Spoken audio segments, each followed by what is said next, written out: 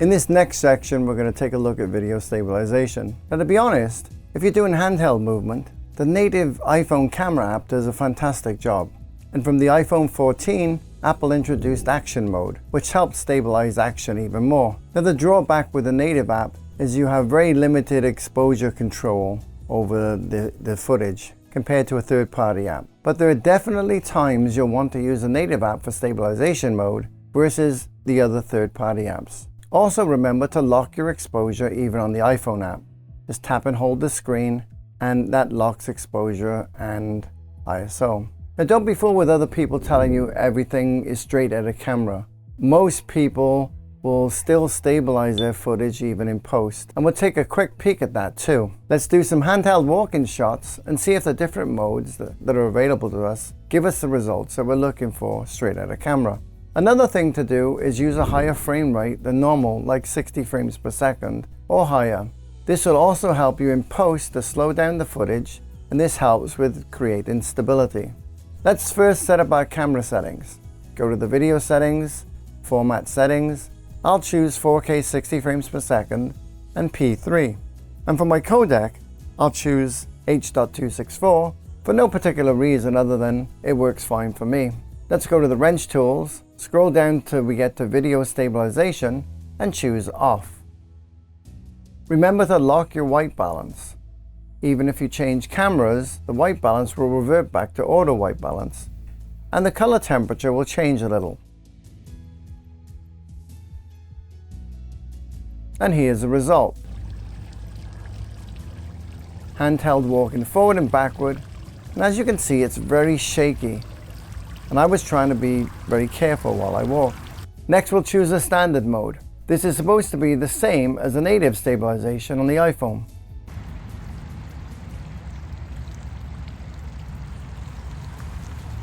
But we still see it's not as smooth.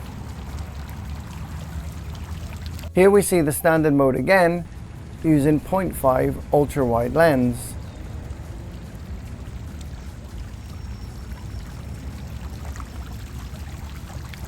Next we have cinematic mode. We'll first do it at the 1x lens, and this looks better.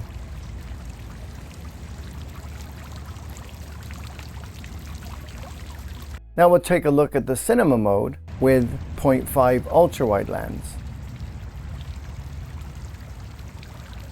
And this also looks okay. Next we have the Cinema 2 mode. First we have the 1x lens, and this looks the best in my opinion.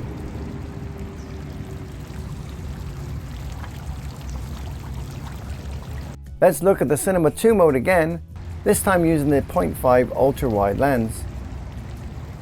This also looks good.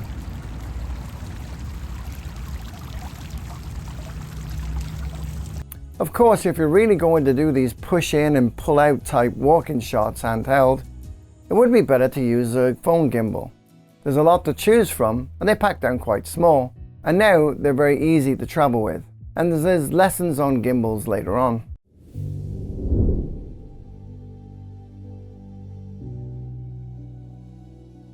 Now, there's another effect that we need to look at, and that's screen delay or lag, especially when using the cinema modes. Now, this does not affect the actual video footage.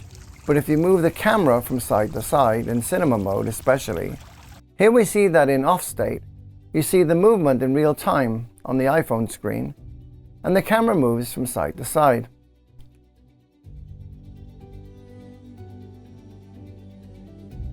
In standard mode, we see a slight delay, but nothing too bad.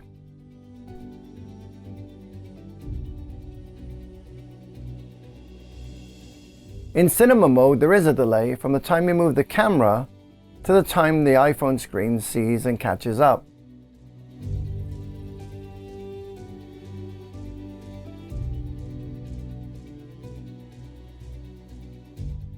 And then finally, we see Cinema 2 mode. And this is the worst for the preview lag.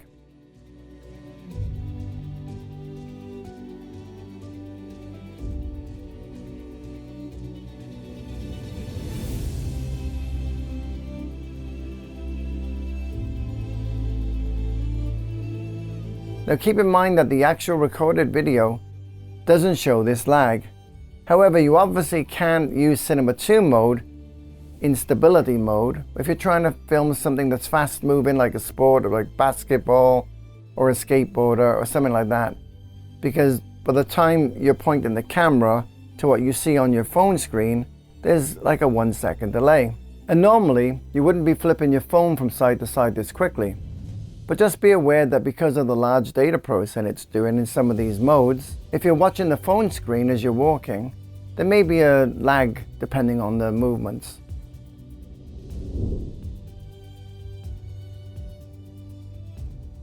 Go to Cinema P3. Right, so this is in a new mode in Stabilization. There's a new feature. So we all know if you go to Settings and you go to Stabilization, if you have it on, especially in like cinema mode, for example, there's a lag. So if I turn it, you'll see the lag.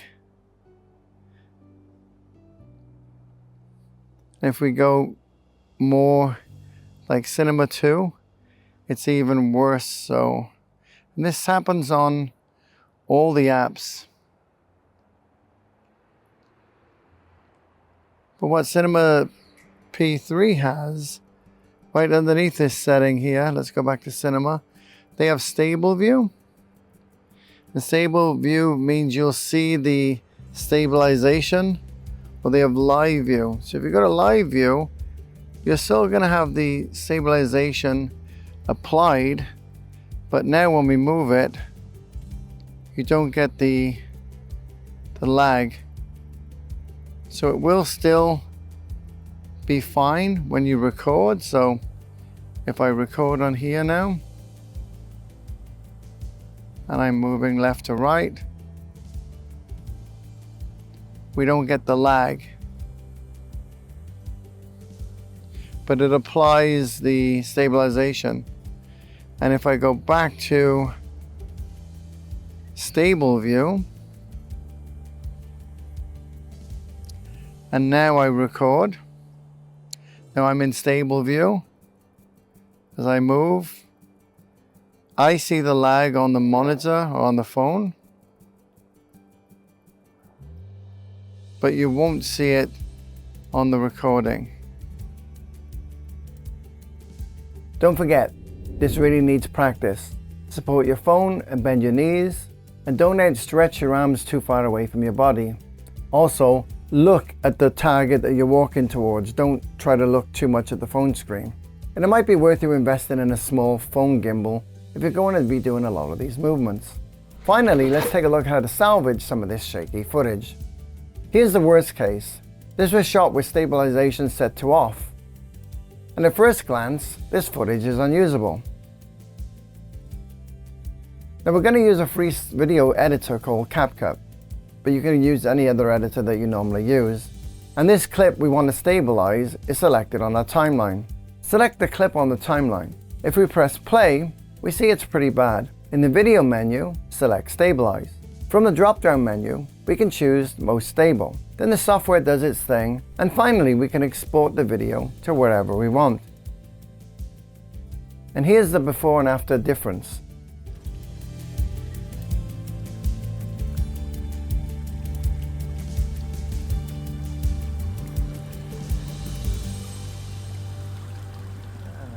Now the question comes up, what about the other clips that were good, the ones we thought that were okay? Can we improve them any better using the Stabilize software? Well, let's see. Here's the best footage that we had, which was Cinema 2, pre and post stabilization. Now the one thing that we see is that doing post stabilization with the software does crop into the image a little, so keep that in mind. So handheld movements take practice. There's no other way around this. The more you do it, the better you'll get at it. Keep those knees bent, support your phone, and keep your hands near to your body. Don't extend them way too long. Look at the target where you're walking to, and don't try to lock onto your phone, because that will make you veer off a little bit. It just does, it's natural. And if you do get something that's a little bit shaky, never going to be perfect, you can stabilize it in a post software. All right, let's move on to the next video.